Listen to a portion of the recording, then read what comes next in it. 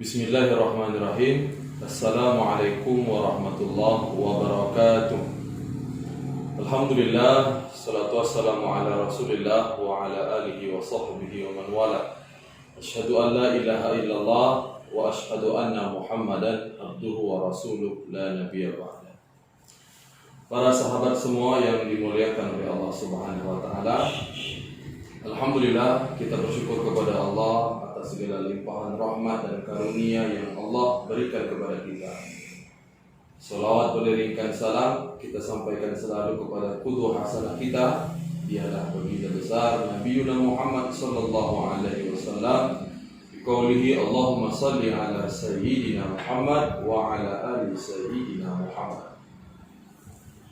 Para sahabat semua yang dimuliakan oleh Allah Subhanahu wa taala, tepat tanggal 17 Maret bulan kemarin, saya berangkat dari Palembang menuju ke pesantren saya, pesantren As-Salam. Tepat pukul jam 1 malam terjadi kecelakaan di mobil yang kami kendarai. Kami di mobil ada 5 orang, semuanya cedera. Alhamdulillah Allah Subhanahu wa taala menyelamatkan saya. Alhamdulillah masih diberikan kesempatan oleh Allah Subhanahu wa taala di dunia ini.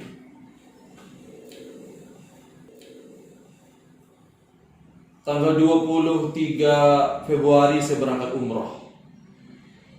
Tanggal 5 Maret saya sampai di kampung halaman.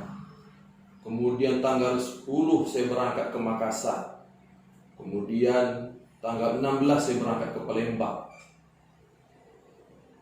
Yang ada di pikiran selama perjalanan adalah virus corona. Namun apa yang dikehendaki oleh Allah Subhanahu wa taala terjadi, maka terjadilah. Dalam perjalanan kecelakaan itu terjadi. Di dalam hal ini ingin saya sampaikan kepada kita semua, manusia itu banyak yang lari daripada kematian. Manusia fokus kematian itu datang daripada sebuah virus yang mematikan. Namun dia tidak tahu bahwasanya kematian itu akan datang dari berbagai arah yang dikehendaki oleh Allah Subhanahu wa taala. Ajal itu akan datang menghampiri kita semua dari arah yang tidak disangka-sangka. Maka saya ingin mengatakan kepada para sahabat semuanya, ajal itu akan datang menghampiri kita. Selama ini kita akan hanya takut kepada yang namanya virus corona. Tetapi bukankah pintu ajal itu datang dari berbagai arah? Allah Subhanahu wa taala mengatakan di dalam Al-Qur'an, di dalam surah Al-Jumu'ah, Allah Subhanahu wa taala mengatakan, A'udzubillahi minasyaitonir rajim. Bismillahirrahmanirrahim. Qul innal mauta alladzi tafirruna minhu fa innahu mulaqikum. Allah Subhanahu wa taala mengatakan di dalam ayat ini, katakanlah wahai Muhammad, sesungguhnya kematian yang kamu lari daripadanya, yang kamu takut daripadanya, itu pasti akan menjemput. Di dalam tafsir Fathul Qadir oleh Imam Asy-Syaukani dikatakan bahwasanya dalam tafsir ini, amar Allah Subhanahu wa taala an ya'mura Nabiuna Muhammad sallallahu alaihi wasallam bi anna al-firar min al-maut la yunjihim. Allah Subhanahu wa taala memerintahkan kepada Nabi Muhammad SAW untuk mengatakan kepada umatnya bahwasanya lari daripada kematian itu tidak ada gunanya. Itu tak akan menyelamatkan. Ketika ajal itu sudah datang, ainama takunu yudrikumul maut walau kuntum fi burujin musyayyadah. Dimanapun posisimu berada, dimanapun kamu bersembunyi, walaupun di gedung yang kokoh sekalipun, kematian pasti akan datang menjemput. Para sahabat yang dimuliakan oleh Allah Subhanahu wa ta'ala, tragedi virus corona yang mematikan ini banyak sekali memberikan hikmah kepada kita semua. Antara salah satu hikmahnya adalah barulah kita bisa menyadari bahwasanya kematian itu dekat. Kematian itu lebih dekat daripada urat leher kita. Mungkin dulu kita mengabaikan yang namanya kematian.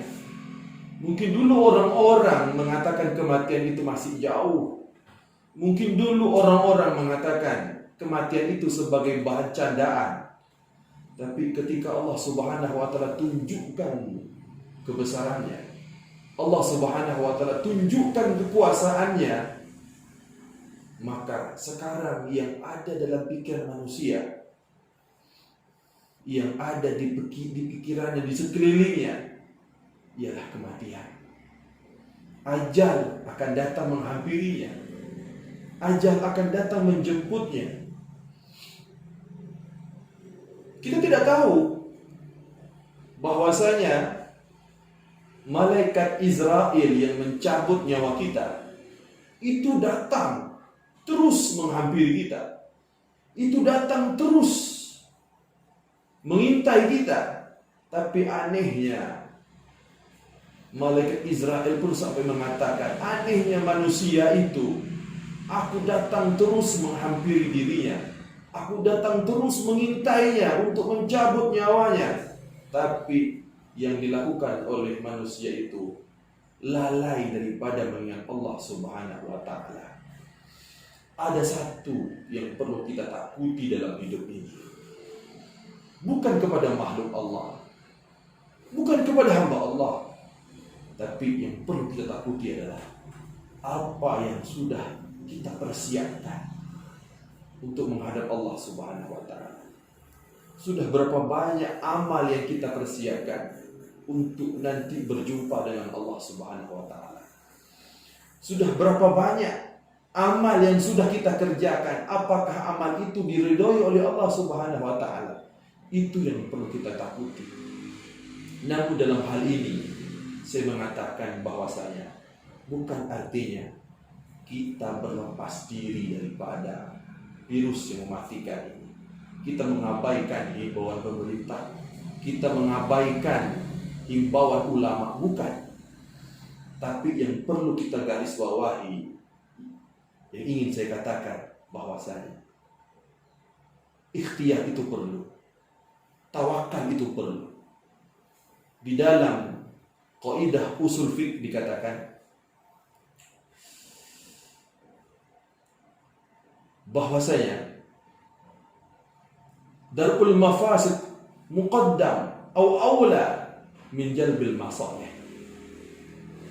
Menghindari darurat yang lebih besar, menghindari mara bahaya yang lebih besar, itu lebih diutamakan, itu lebih dikedepankan daripada untuk menuntut hak pribadi kita,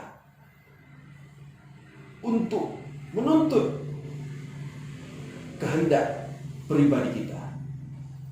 Maka jangan sampai kita tawakal tanpa ikhtiar, jangan sampai ikhtiar kita tanpa tawakal kepada Allah Subhanahu wa ta'ala. Di dalam bab akidah ada 3 hal yang perlu kita ketahui. Yang pertama adalah Jabariyah, yang kedua adalah Qadariyah, yang ketiga adalah Ahlus Sunnah wal Jamaah. Pemahaman orang-orang Jabariyah.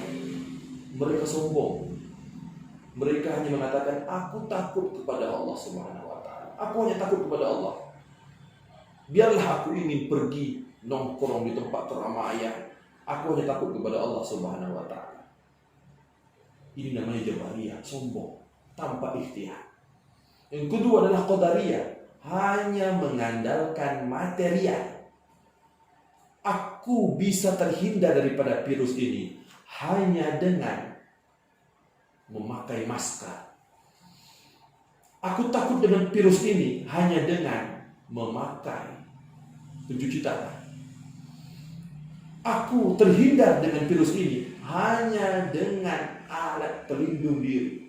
Tapi tidak pernah berdoa, tidak pernah meminta kepada Allah Subhanahu wa Ta'ala. Dan pemahaman Ahlu Sunnah wal Jamaah yang benar adalah dia tetap ikhtiar melindungi dirinya. Dia tetap ikhtiar berdiam diri di rumah. Dia tetap berikhtiar membersihkan tangannya.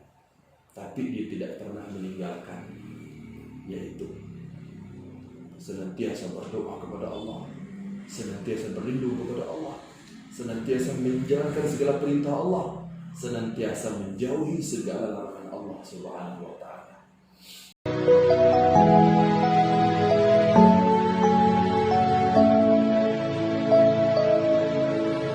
Ya Rasulullah, Ya Rasulullah, Ya Hadi, Ya Bashir, Ya Tabib, Ya Rasulullah, Ya Rasulullah, Ya Hadi, Ya Bashir, Ya Tabib, Nabi خير الخلق